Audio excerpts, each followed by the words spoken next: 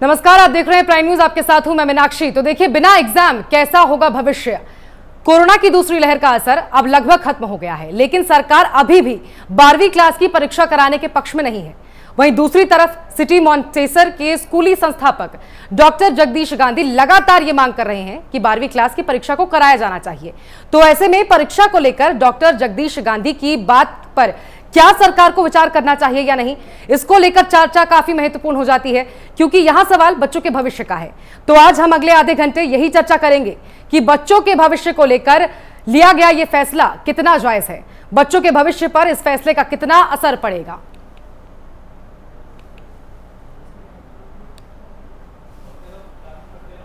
तो देखिए, कोरोना का खतरा लगातार बना हुआ है और इस बीच अब बच्चों के भविष्य पर इसका कितना असर पड़ेगा, क्योंकि बोर्ड एग्जाम्स को रद्द कर दिया गया, सरकार की ओर से फैसला लिया गया। हालांकि कोर्ट में भी इस फैसले को चुनौती दी गई, लेकिन कोर्ट ने याचिका को खारिज कर दिया। छात्रों को बहुत ज्यादा मेंटल प्रेशर देना ठीक नहीं है। 12वीं कक्षा की परीक्षा कराई जानी चाहिए या नहीं, इसको लेकर लगातार संशय बना हुआ था। हालांकि सरकार की ओर से फैसला लिया गया कि बच्चों को प्रमोट कर दिया जाए। एक फॉर्मूला तय किया गया जिसके आधार पर बच्चों को अगली क्लास में प्रमोट किया गया। प्रमोट करना बच्चों के लिए वैध एवं पारदर्शी मूल्यांकन नहीं है, ऐसा कई लोगों का मानना है। यूनिवर्सिटी के आगे कट ऑफ प्रतिशत कैसे निर्धारित करेगी, क्योंकि कई तरह के सवाल बच्चों के मन में भी हैं। ऐसे बच्चे जो साल भर परीक्षा की तैयारी करते हैं, साल भर दिन रात एक करके, खासतौर पर वो बच्चे जिन्होंने कोरोना काल का समय अपनी पढ़ाई पर लगाया अच्छे अंक लाने के लिए, उनको भी इस फॉर्मूले से पास कर देना, महज पास कर देना कितना सही है। सवाल इस बात को लेकर भी है। बच्चों को आगे एडमिशन में दिक्कत होगी, क्योंकि अंक कैसे निर्धारित होंगे यह एक फॉर्मूले के आधार पर तय होगा। प्री सेमेस्टर, प्री बोर्ड्स के एग्जाम, साथ ही जो 11वीं के रिजल्ट है उसको जोड़कर एक फॉर्मूला बनाया गया है, जिसके आधार पर बच्चों को जो अंक है 12वीं के दिए जाएंगे। ऐसे में कई बच्चे इसे लेकर संतुष्ट नहीं हैं, सवाल भी इसको लेकर लगातार उठाए जा रहे हैं। हालांकि सरकार की ओर से इंप्रूवमेंट एग्जाम रखा गया है, लेकिन बहुत से बच्चे इसको लेकर भी संतुष्ट नहीं हैं। तो बच्चों को आगे एडमिशन में दिक्कत होगी, ऐसे कई सवाल हैं बच्चों के मन में। प्रमोट करना बच्चों के लिए कितना वैध है, कितना पारदर्शी है, आज इस पर हम चर्चा करेंगे। यूनिवर्सिटी के आगे कट ऑफ प्रतिशत कैसे निर्धारित करेगी, यूनिवर्सिटी में बड़ी संख्या में एंट्रेंस एग्जाम कराना भी मुश्किल हो जाएगा, क्योंकि इस फॉर्मूले पर अगर बच्चों को प्रमोट किया जाएगा तो कई तरह की समस्याएं जाहिर तौर पर बच्चों के सामने आने वाली हैं। और कई मेहमान हमारे साथ जुड़ गए हैं इस पर बातचीत के लिए। हमारे साथ सीएमएस लखनऊ के संस्थापक डॉक्टर जगदीश गांधी जुड़ गए हैं, बहुत स्वागत है आपका प्राइम न्यूज पर। साथ ही शिक्षाविद संजय सिंह बाघेल जुड़ गए हैं, जो कि सरकार का पक्ष रखेंगे, ये बताएंगे कि आखिर क्यों परीक्षाओं को रद्द किया गया, इसके पीछे तर्क क्या रहा। लेकिन चर्चा की शुरुआत जगदीश जी आपके साथ ही करूंगी, क्योंकि आपने एक पत्र भी प्रधानमंत्री नरेंद्र मोदी को लिखा है, जिसमें आपने इस बात का जिक्र किया है कि आखिर 12वीं बोर्ड की परीक्षा क्यों होनी चाहिए। देखिए, कोरोना बहुत तेज था, जिस समय सीबीएसई बोर्ड ने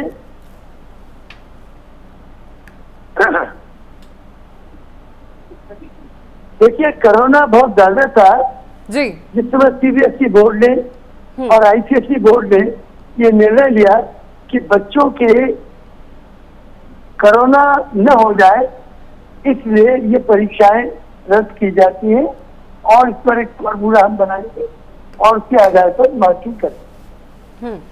अब कोरोना काफी कम हो गया है और जहाँ 4000 केसेस रोजाना आते थे, वहां पर अब केवल 400 केसेस रोज आ रहे। 4000 आते थे, वहाँ 400 केसेस है, तो 90% कोरोना खत्म हो चुका है।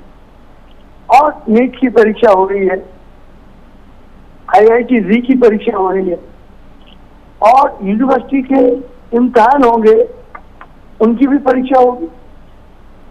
क्योंकि 20% बच्चे प्रोफेशनल कॉलेजेस में जाते हैं, 80% बच्चे यूनिवर्सिटीज में जाते हैं। तो जैसे आपने कहा कि यूनिवर्सिटी का कट ऑफ परसेंटेज क्या होगा, क्योंकि बोर्ड ने इम्तिहान नहीं लिया, अब बोर्ड इम्तिहान नहीं लेगा तो कट ऑफ परसेंटेज नहीं होगा और फिर यूनिवर्सिटी को इम्तिहान लेना पड़ेगा उन्हीं बच्चों का। तो यूनिवर्सिटी तो इम्तिहान लेगी, तब उनका दाखिला होगा। अब जब यूनिवर्सिटी इम्तिहान लेगी तो सीबीएसई बोर्ड और आईसीएसई बोर्ड क्यों नहीं लेगी, जिनकी पूरी तैयारी है।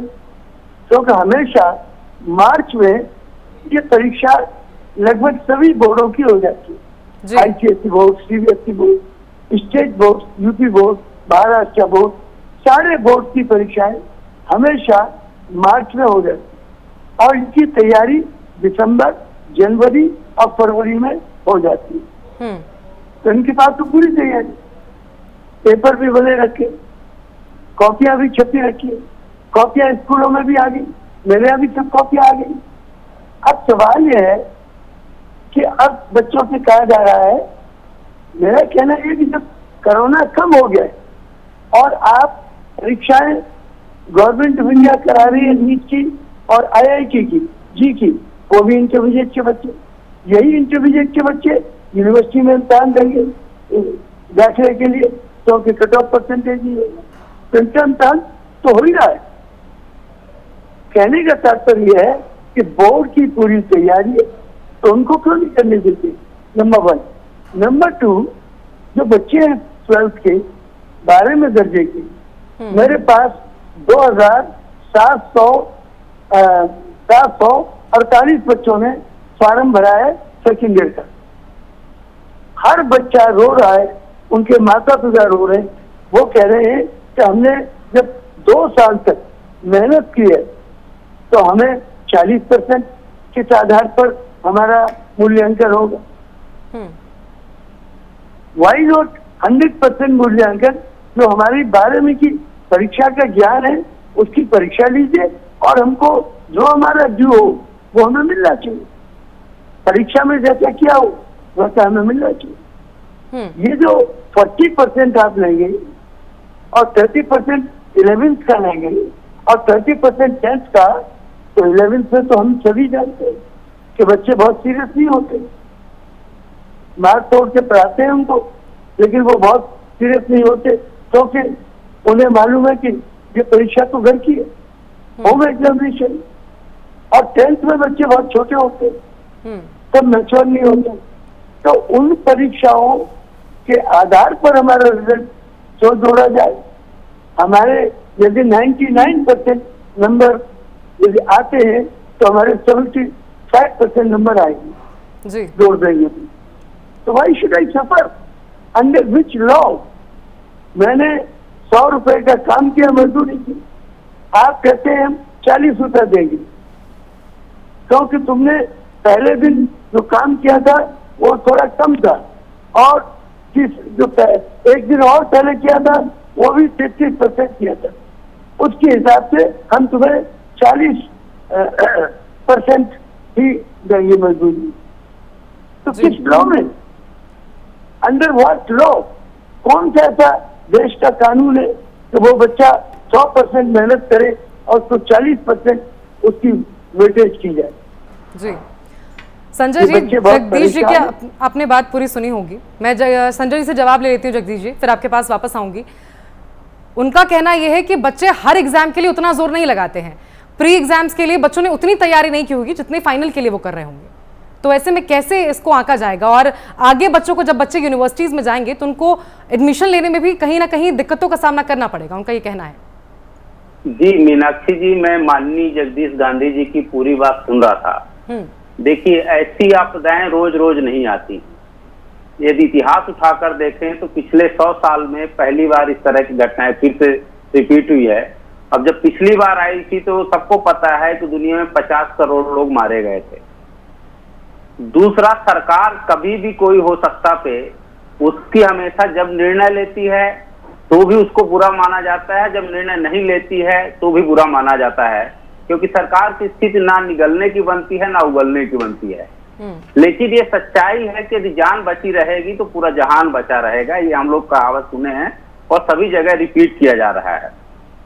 आज दुनिया के चाहे जितने बड़े देश आप देख लीजिए, जो भी कोविड से ज्यादा प्रभावित रहे हैं, चाहे वो जापान हो, चाहे वो कोरिया हो, चाहे हांगकांग हो, चाहे सिंगापुर हो, चाहे US हो, इवन सऊदी अरबिया और पाकिस्तान और इंडोनेशिया जैसे देश भी, जहां इस तरह की कोविड की समस्या आई है, उन लोगों ने अपने यहाँ के एग्जाम कैंसिल किए हैं या तो पोस्टपोन किए हैं, क्योंकि उनको पता है कि एग्जाम कराना कोई दिक्कत नहीं है, एग्जाम होना चाहिए। मैं गांधी जी के बात से पूरी तरह सहमत हूँ, लेकिन यही सरकार जब कुंभ मेला खोल देती है, बंगाल का इलेक्शन करती है, उस पर भी दबाव बनाया जाता है प्रतिपक्ष से, तो बोलता है कि इसकी दो वजह की वजह से इतना कोरोना का सेकेंड वेव और इतनी महामारी फैली।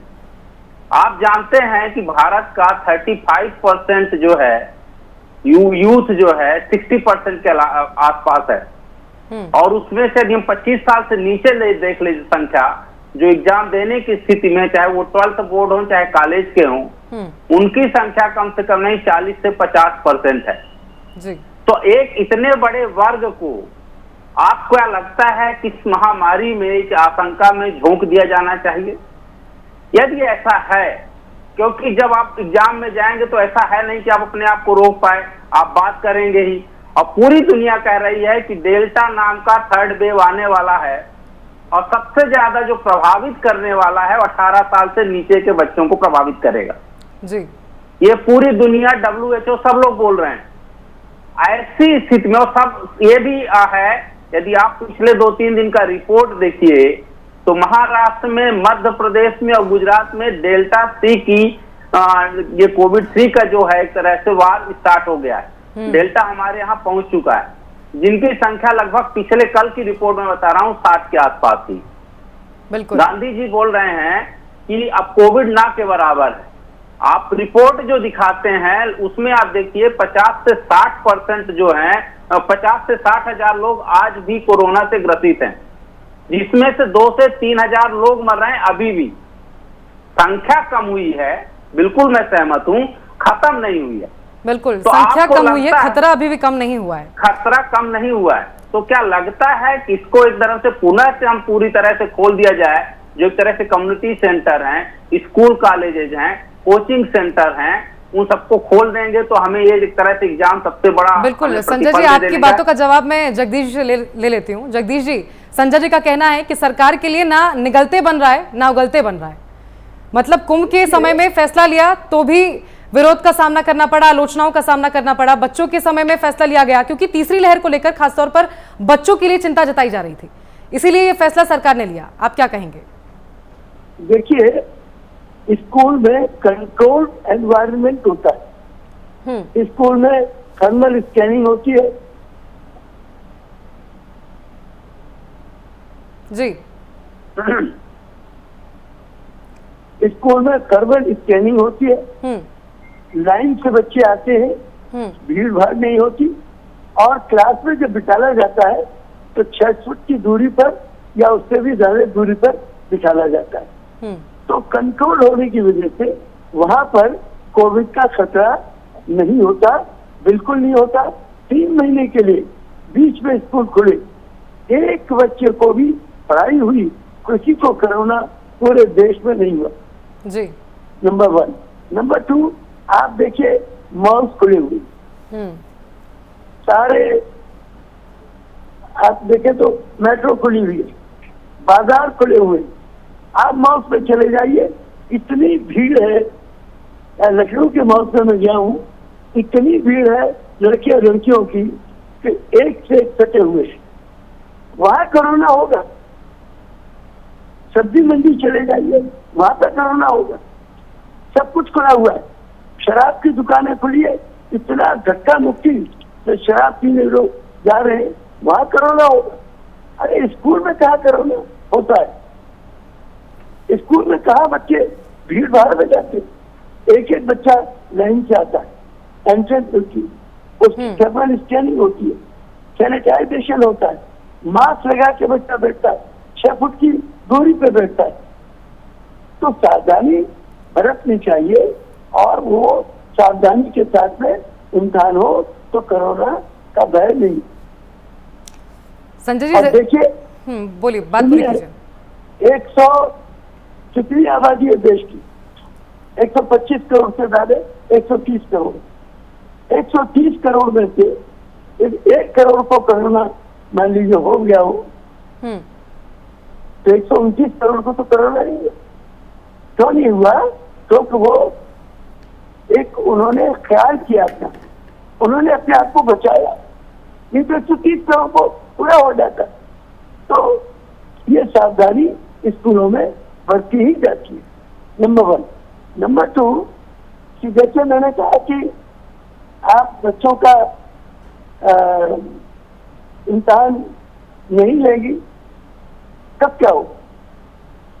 यूनिवर्सिटी में तो इम्तिहान बच्चे देंगे, नहीं तो एडमिशन नहीं होगा। IIT और जी का तो इम्तिहान दे रहे, तो कोरोना तो हर जगह है, वो फिर इम्तिहान भी कैंसिल करा कि यूनिवर्सिटी कोई नहीं परीक्षा नहीं लेगी, जितने बच्चे पास हो जाए सबको ले लेगी। लखनऊ यूनिवर्सिटी में और जो उसके एसोसिएटेड कॉलेजेस हैं, इनमें 1 लाख वैकेंसीज हैं, लगभग 1 लाख ग्रेजुएशन के लिए, और 4 लाख एडमिशन इसमें आएंगे। तो 4 लाख का इम्तिहान पर चलाएगा, क्योंकि कट ऑफ परसेंटेज होगा नहीं, तब उसमें से 1 लाख छाटेगा, 3 लाख रिजेक्ट किएगा, क्योंकि 4 लाख की जगह ही नहीं है। तो यूनिवर्सिटी कहाँ से बच्ची करेगी? तो परीक्षा लेगी। तो आप सब बंद कर दीजिए, ना तो कोई यूनिवर्सिटी इम्तिहान लेगी, ना तो कोई ये लेगा IIT जी के परीक्षा होगी, ना नीट की होगी, तो सब इंटरमीडिएट के बच्चे। कोरोना तो सबके लिए होगा, सबकी जान खतरे में। देखिए, नीट की परीक्षा हो रही है, उसका program NTA national testing agency बहुत जल्दी ही करने जा रही है, डिक्लेयर, और प्रधानमंत्री जी ने उसके लिए क्लियरेंस दे दिया। यूनिवर्सिटी में मेरी आलोक कुमार राय हैं, लखनऊ यूनिवर्सिटी के वाइस चांसलर, उनसे बात हुई, क्योंकि CBSE बोर्ड या ICSE बोर्ड अपना इम्तिहान नहीं कर रहा है, तो कट ऑफ परसेंटेज नहीं होगा। तो आप क्या करेंगे? कैसे एडमिशन लेंगे? मजबूरी है, इम्तिहान लेंगे। दिल्ली यूनिवर्सिटी में लास्ट ईयर 64,000 जगह थी दिल्ली के कैंपस में और एफिलिएटेड पद, उसके अगेंस्ट 6 लाख बच्चों ने अप्लाई किया था। कट ऑफ परसेंटेज था बहुत इजी हो गया। अब लोग कट ऑफ परसेंटेज नहीं है तो इम्तिहान होगा, और 6 लाख बच्चे ही रहे, तो 6 लाख का इम्तिहान कोई आसान काम।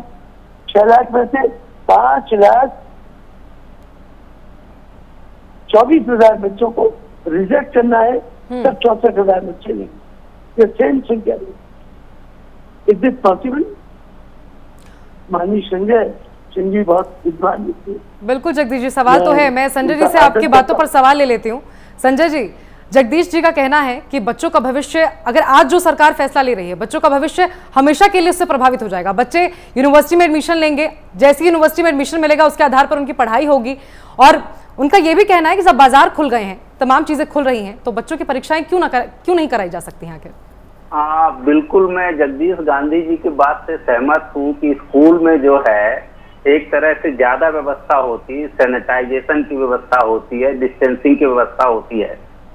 इन सब के बावजूद आप देखिए कि दुनिया के 2 बहुत बड़े देश जहां बहुत ज्यादा एकदम से पूरा मेडिकल फैसिलिटी जो वर्ल्ड क्लास नंबर 1 और 2 पे मानी जाती है, एक फ्रांस, और हेल्थ के मामले में सबसे नंबर 1 पे है इटली।